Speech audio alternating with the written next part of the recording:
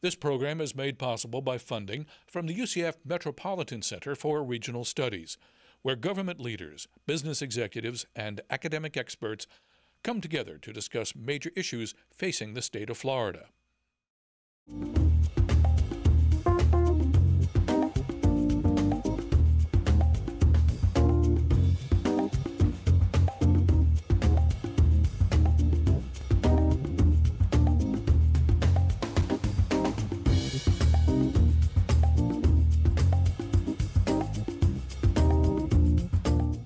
Hello and welcome to UCF Metro Center Election 2012.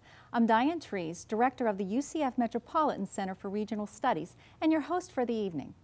This fall, we're bringing you a series of political discussions in an effort to help you decide at the polls. Metro Center Election 2012 is brought to you by WUCF, Central Florida's home for PBS, in collaboration with the League of Women Voters. With Election Day less than a week away, tonight we examine the people and policies at the heart of the presidential election. Joining me to take a look back on Metro Center Election 2012 and to discuss what you need to know leading up to November 6th is former Congressman Lou Frey. Lou, welcome to the show tonight. Well, congratulations to you, Diane, and the Center for what you've done. This is truly needed. When you look at that ballot, which is so long, and trying to figure that out, you know we all need help. Thank you so much.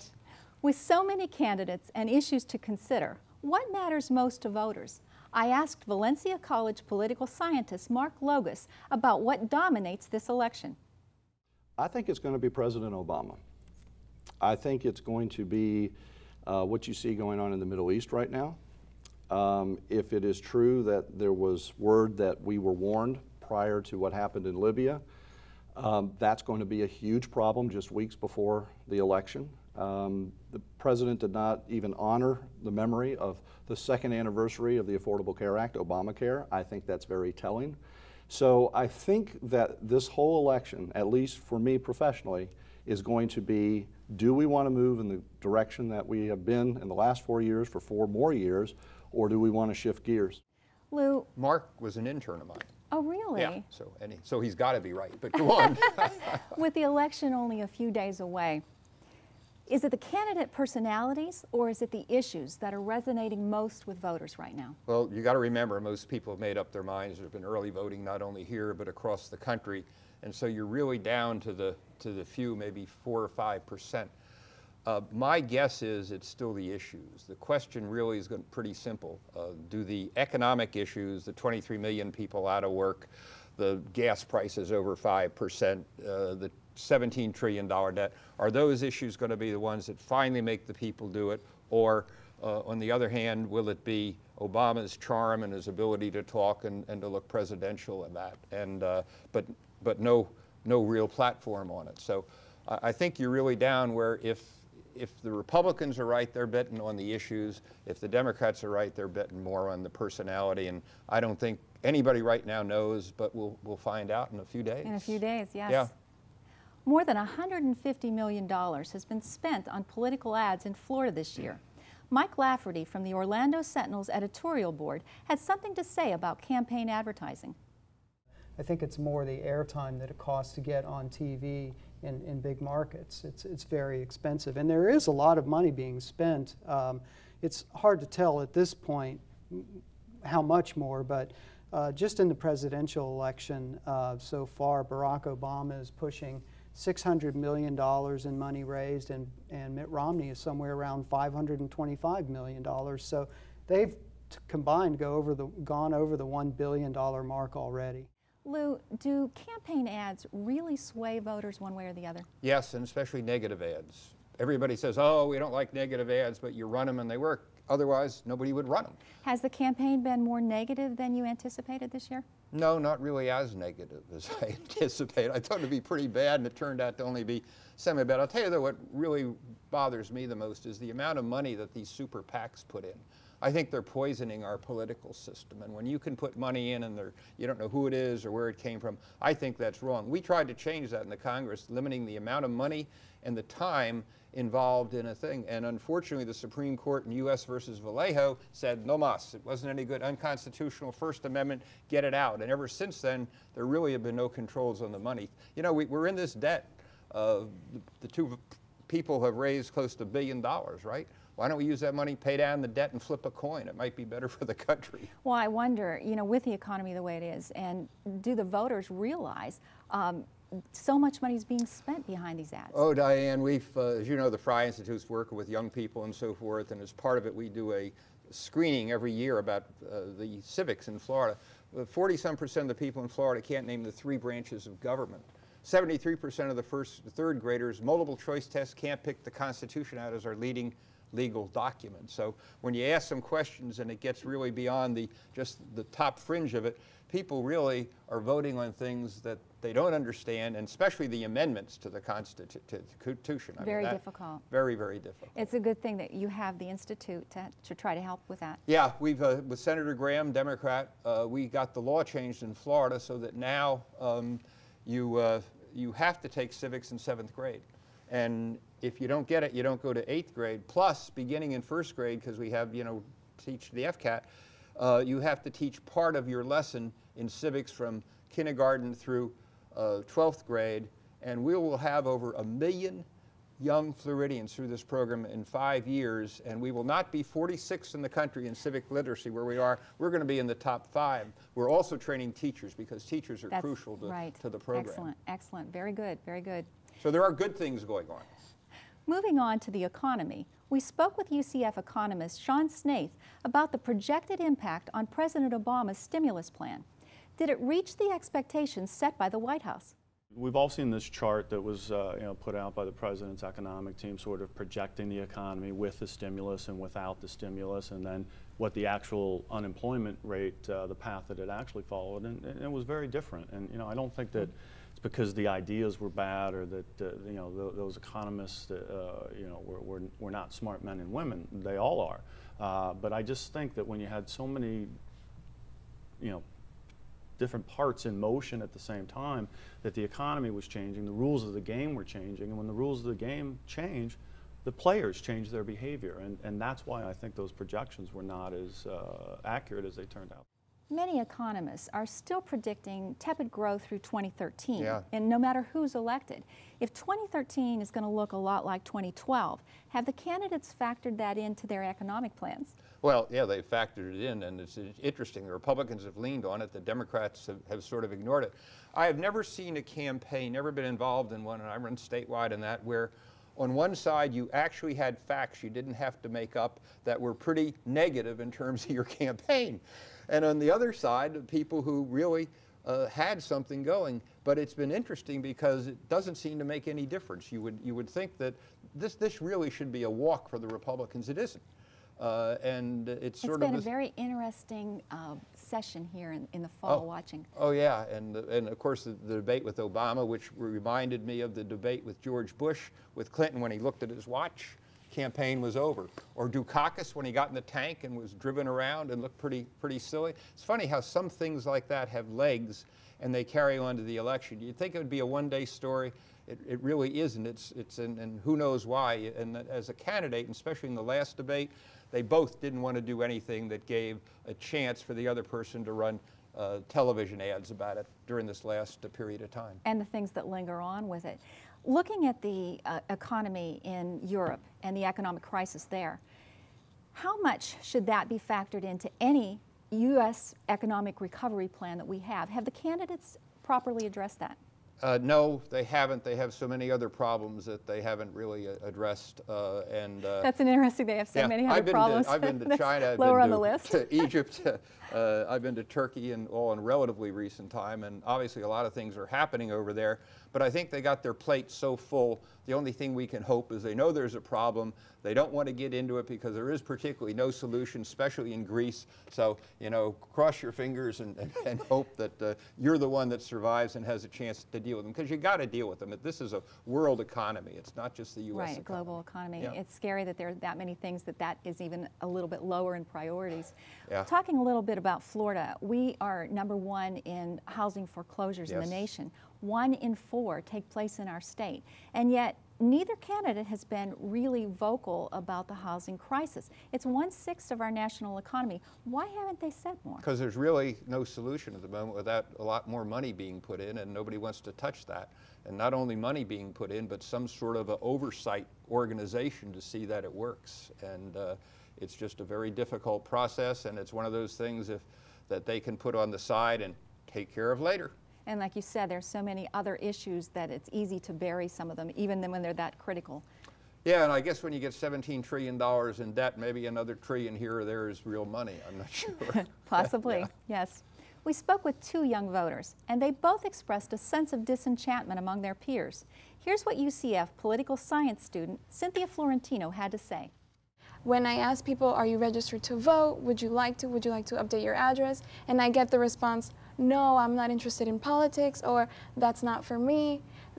You should how do we make the youth understand that yes, politics is for you because it affects everything in your life and your lifestyle? So that's one thing, but disenchantment does play a key in that. From 2008, they might feel that nothing has happened or their lives haven't been completely turned around by any of that, so they might feel, this isn't working out, I'm just not going to cast my vote. Lou, one of our viewers actually wrote in and said, going to vote used to be about which candidate will be doing the best job for the country, not about who will be doing the least amount of harm. I've heard that expressed a number of times. Why have we become so cynical?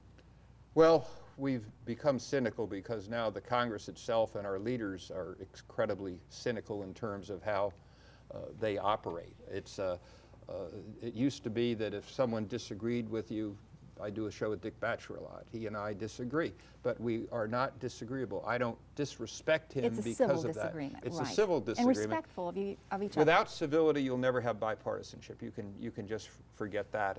And you think that that's part of the real problem? Yeah. I've spent a lot of time working on it and trying to do some things. In the thing with the university, we taped 16 issues for the college boards on these issues for young people to look at. And there's hope. There's really hope, but it's difficult to get by, and there's a great deal of frustration. I just was with 11 former members, all of whom are frustrated about the way they forget. You know, when I was in Congress, I took an oath, but it wasn't to the Republican Party. It's to the country. It was the country. Preserve, protect, and defend the Constitution of the United States against all enemies, foreign and domestic. And we've seemed to forget why we were there and what it was all about. Sometimes at night when I have a little extra time, maybe say my prayers, I ask the good Lord if he could give us 2-year in the thought process people coming up to the Congress. And by that I mean people who will go up and will say, look, this is what I believe and why I believe. I may win, I may lose, but I'm not worried as much about the election process as I am worried about the country, and we've got a lot to worry about. Medicare, Medicaid, Social Security, 70% if we don't do something. We have issues that aren't going to go away, and if we don't have people who will attack them, then this country is going to be not in good shape. Referring to a comment that you made earlier about the debates and some of the gestures and the comments, earlier this year, Mitt Romney made a 47% infamous remark. Yep. You had President Obama also making, you didn't build that remark. Both of those are still being talked about. Are you surprised at the staying power that some comments or actions hold with us? No, because as we mentioned before, you see some things, you don't know which one is going to have legs and everything. And of course, the younger people come to it and they haven't seen anything at all. By the way, the millennial generation, those from 18 to 30, are the single biggest bloating bloc, not only in the country, but in Florida. 45 million votes they have, and so they're looking at it. No. They're probably going to have less than a 20-some% voting thing. The one difference in this election than others, the past 08 election, there was a lot of enthusiasm on both sides in 2008. And today, there's very little enthusiasm for either candidate. I think the Republicans have more enthusiasm than the Democrats, which may make a difference in a close race, but there is nobody really knocking the doors down to vote, which shows you the cynicism, which you mentioned before, unfortunately, is out there. You know, I just had the privilege of helping swear in 50 new Americans at Edgewater That's inspiring. Yeah, and I'll tell you, I got a chance to talk to every one of them after and spend some time in that, and my son-in-law had gone through the process and the time back, and these people just loved America. They were so happy to be here, and they volunteered to come. You know, this is their country, and they believe the problems can be solved. And by the way, immigrants, I think 30% of immigrants start their own businesses in that. But the contrast between the cynicism you see and the new people coming in, and our country's been born in immigration. My great-great-great-grandfather came into New York, and I think in 1863 during the Civil War when they had a draft, and you could buy out for $100, and somebody gave him $100, put a blue uniform on, he got shot. I didn't die, but he couldn't speak English and didn't know what he was doing. So, I mean, people come in different ways, but we're all immigrants. I think you say the cynicism, but also the apathy. And the combination has been very deadly for us this time around. Very good point. And that's why we're spending so much time with the young people and working. We have had 20 symposiums at the Frey Institute with 500 to 700 young people there. The last, by the way, was on the Constitution. Is it relevant? And our thought is if we work that generation and so forth and continue along, we'll have a base. It's pretty hard to get somebody who's, you know, over 60 to move too much philosophically. But with the young people, you got to tell them straight. You know, you don't get up and preach one philosophy or the other. It's like playing football now. You got to know the rules. How can you be a player if you don't know the rules? And we've got to teach our young people the rules of what we have, because we are a unique country. We are so lucky to live here. Still the best system of government ever. And our warts are on the table for everybody to see. Yes, they are. And you don't take guns or knives to the floor of the House of Representatives anymore, which happens back in the 1850s. With a wide political divide, could we see a third party emerge? 2012 for 20-somethings, author Salvatore Lamastra shared his thoughts on Republican candidate Ron Paul and independent voters. You know, he's a third party, basically. I mean, we'll call him Republican, but he doesn't, you know, call himself a Republican even though he runs on that ticket, or a Democrat. And I think young voters are independent voters, and so he draws them in. And his idea of, you know, young voters are we know we're in a big mess, and we just want to forget everyone else right now. We don't want to give all of our money to foreign aid or worry about fighting wars. And that's what Ron Paul's about. He's let's stay here, let's get things fixed, let's make things simple. And young voters like that because he's very simple and direct. Well, do you think then we're going to see more of a trend towards independent registered voters, and as a result, more third-party candidates? I think once our generation gets up into our 30s, 40s, 50s, I think we will see a third party emerge in this country, a viable third party. And what that will look like, I don't know. I mean, because we've had the Tea Party come up, which is third party. You've had Occupy Wall Street. You've had all these things that have come up, but they don't have enough support yet. And I think once our generation gets up into the older age brackets, that we're going to see a third party emerge, because there will be so much more of us and we'll be so much more independent thinkers. When you get mobilized a little bit better. Yep. Lou, we've seen a number of independent voter registrations increase. What do the Democrats and Republicans need to do to appeal for those votes? Well, what they've got to do is address the issues of those people, and usually those people are pretty reasonable in what they're worried about. Like in the I-4 corridor, everybody talks about, there are 845,000 independent votes in that I-4 corridor. And that's what makes it so critical. Yes. And the I-4, the other reason, as you pointed out when we were talking before, in the I-4 corridor, it's also important because those voters aren't locked in. You get the Hispanic-Cuban vote in Dade County, you know what it's going to be in that. But here you don't. And there's, you know, it's a third of the votes roughly in the I-4 corridor. So it's actually really a swing part of the state. It is a swing vote, not only in numbers but in philosophy. In that you're going to either pick up or lose in that area. And do you see the emergence of a third party in the future with the younger generation? No. No, I don't, for a couple reasons. One, you can't build. Perot took 37 or 38% of the vote as a third party candidate, but he had nothing underneath him. He had the candidate, but there were no candidates for Congress or the House or so forth. And unless you start a third party at the grassroots and build up, you'll never have a chance, because they'll squeeze you out, and when they do reapportionment, you just won't make it. And right now, I don't see any great drive for a third party. They don't like party 1 or 2. You know, why should they like party 3? Well, let me ask you this. We've seen candidates run on bipartisan platforms before, state and federal level. But this time, it seems when either Romney or Obama inch towards middle ground, they are slammed with criticism. Why is that happening? Well, because both parties, the fringes or the left and the Democrats, the right and Republicans, are fairly large in terms of the Congress. And speaking of that, it looks like the Republicans will keep the Congress. There's 200 now safe Republican seats. They only need 218. With a lot of the other choices, there's 28 toss-ups. So you'll have that so Republican. The House will stay Republican, you think? House will stay Republican. The other hand, there were 33 seats up in the Senate. Republicans should have walked in easy, but they messed up in Missouri, they messed up in Indiana, and it looks like the Democrats will keep the Senate by a seat or two. However, if the race gets any closer and there are coattails, Romney could have some coattails which would help Connie Mack and which would impair. It's an important Florida race for us. Yeah, yes. It would impact Bill Nelson.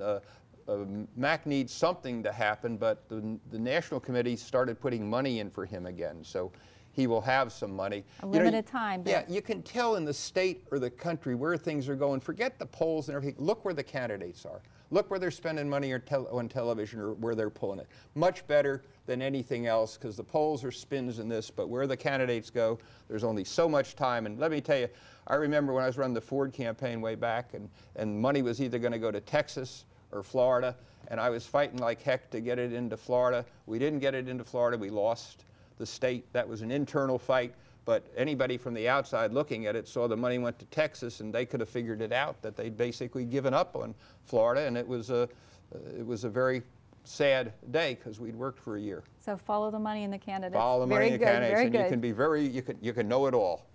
Specific demographics had been targeted by candidates this fall, but does the election ultimately come back to the economy for everyone?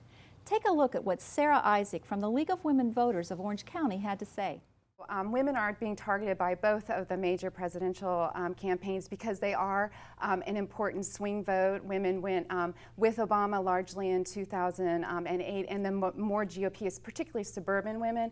However, what women vote on is what the general electorate vote on, which is generally pocketbook issues like the economy and like jobs. There are people who will be brought out by the more targeted interests, but in general, women will be turning out. They tend to vote more, but they'll be voting on those pocketbook middle-class issues. For many voters this fall, the ballot choice is going to come down to a question: am I better off now than I was 4 years ago? If that is the deciding factor, who do you predict for our next president? Romney.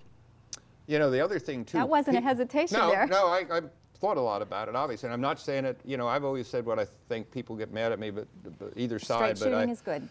That way you don't have to remember what you said someplace, you know what it's doing. But everybody in Florida that doesn't know Florida thinks, gee, the senior citizens controlled, but they don't. Senior citizens are only 26% of the vote, and you have the baby boomers and the millennial generation that all have more impact than the senior citizens. So you've got to ask yourself when a question like that, okay, who is most impacted by it? Who is most concerned about it? Who is really going to spend a little time looking into it? And I think the senior citizens vote, which is pretty well split, is a vote that will reflect, I think whoever wins the senior citizens vote too will probably carry Florida. Carry Florida, that's what I was going to ask you. Do you think he'll carry the state then? Very good, very good. Thank you so much for being on the show. Is it over? It is, it goes quickly, 8, very 9, quickly. 10.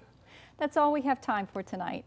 Thank you for tuning in to Metro Center Election 2012, and thanks to Lou for joining us. Remember that Election Day is next Tuesday, November 6th. We'll be back next week with a post-election analysis, our final word on Election 2012. I'm Diane Trees. Thank you for watching.